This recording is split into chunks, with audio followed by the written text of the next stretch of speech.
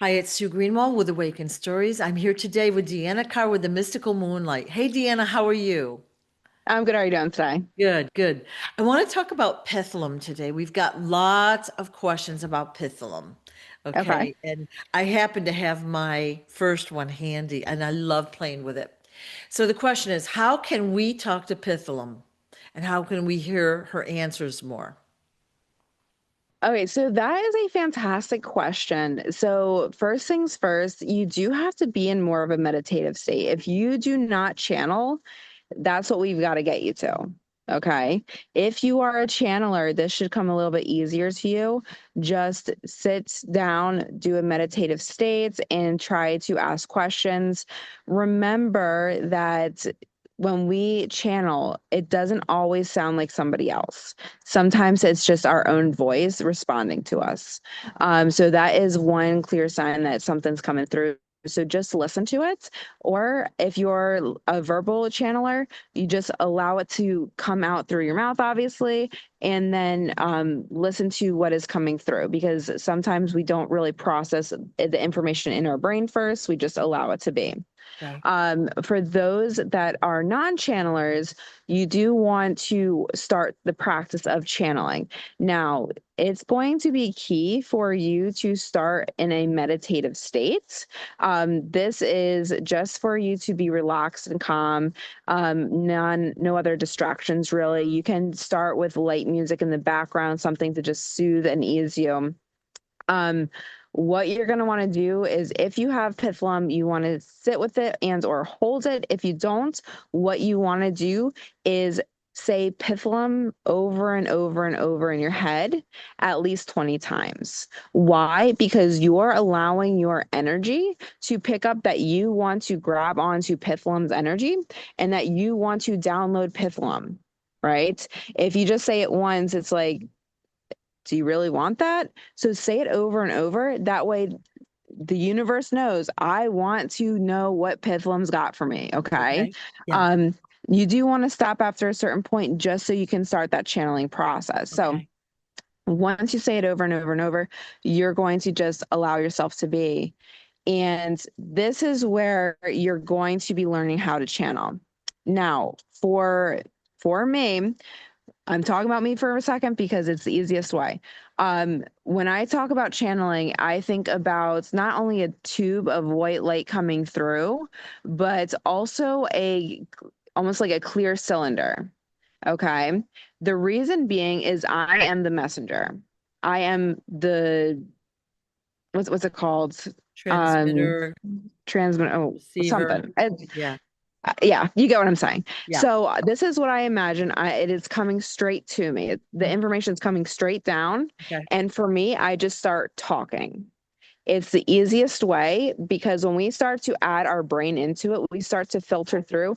Not only is this really me? Is it Pithlum?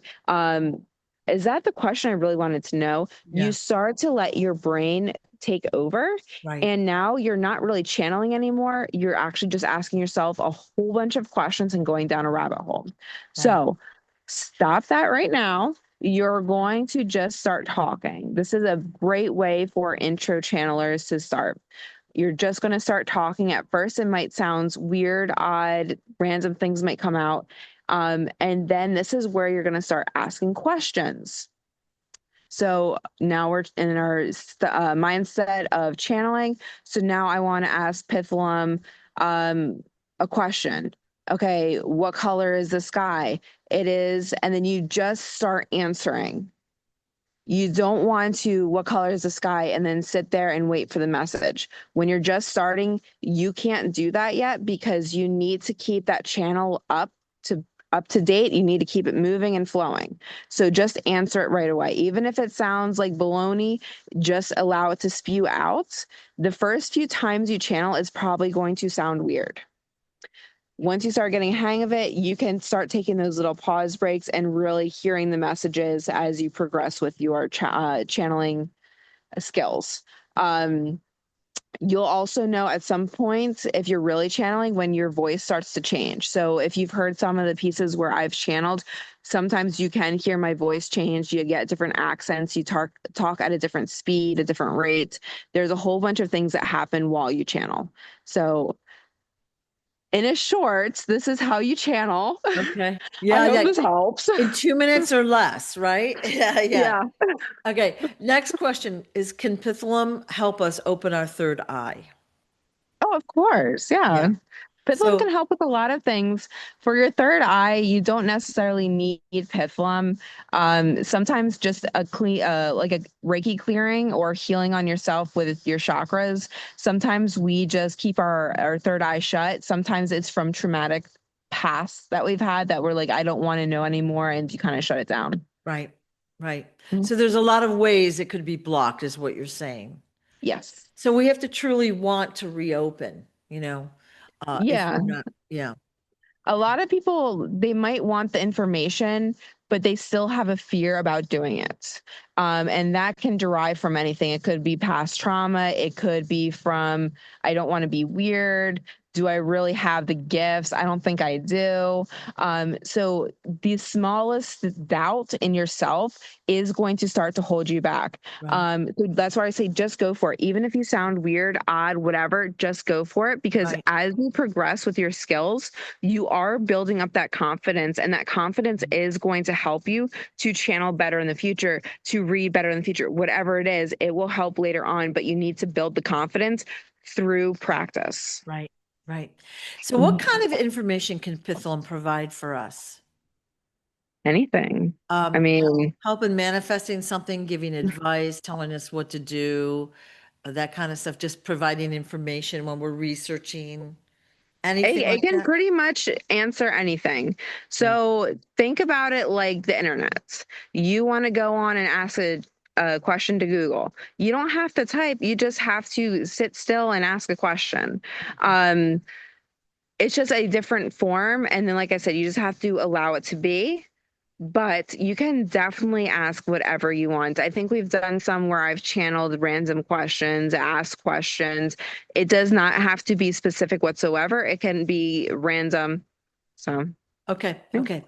Question, when one needs assistance or help in an emergency situation, or when you're afraid, or you just need to send a message, do we hear the call or request God and Jesus, or can we use Pitholem?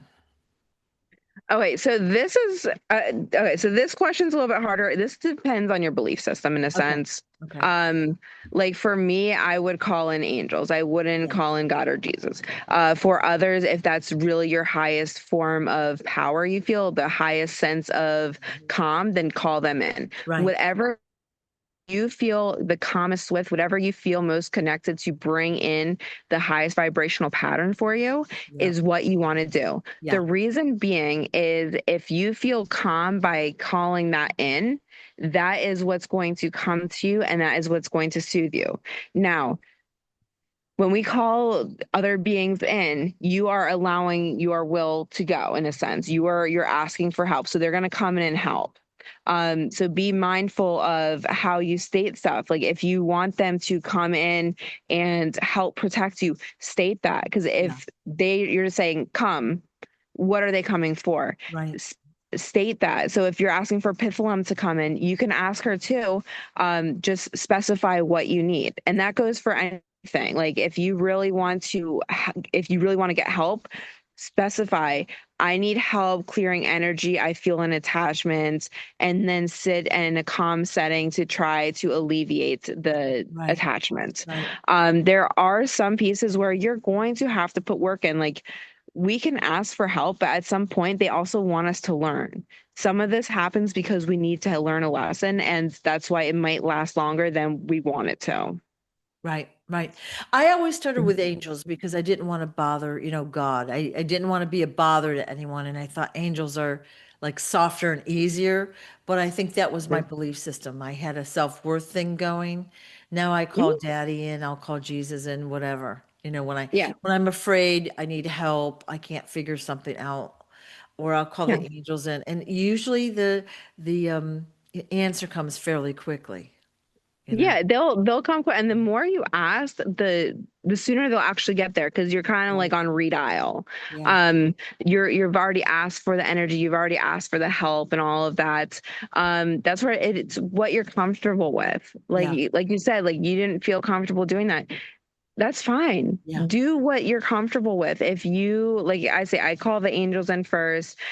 All of us, listen, you can even call in your guides. You don't have to call in random angels. You can ask for your own guides to come in. Remember, you have multiple guides. You just might not know about it. Yep. Yep. Usually I will call in angels, guides, and teachers if it's just something every day. And if we need Hmm. the bigger guns, I'll call in God or Jesus, right? Yeah. Yeah. And that's like you said, it depends on the situation too. Like if you have something that's really serious, you need instant help, that's what you're gonna do Yeah. versus if it's like something minor, like I don't really need to work about it. I Yeah. just have to, Yeah. get some sort of Yeah. help at some point. Yep. So come at some point. Yep. Okay, so to summarize, for those that want to use Pitholem more effectively, it helps to be in a quiet setting and to really want to communicate with Pitholem if you can already. And like Hmm. Deanna said, reiterate Pitholem's name, hold her if you've got one. You don't Hmm. need to have a product, although they are very pleasant to hold and Hmm. just look at basically. But talk to Pithom often and just then be quiet and hear the answers. Or like you said, channel and just keep the energy flowing, Yeah. right? Yeah, And what honestly, it's what works for you. A lot of right, people are different. We're right, all different. So what works for me might not work for you. right, That's where you have to experiment. And I've said this before, if you've ever had a reading from me, I'll tell you this is like one of the basics, right, experiment with your gifts. And if this is something that you truly desire, you can't just give up after the first time. Channeling right, doesn't come easy. right. Okay, good. Well, thank you, thank you, thank you. And if you have any other questions, everyone, leave them in our comments, right? Yes, Thank you so much, Deanna. Appreciate your time. of course. Bye. Bye bye.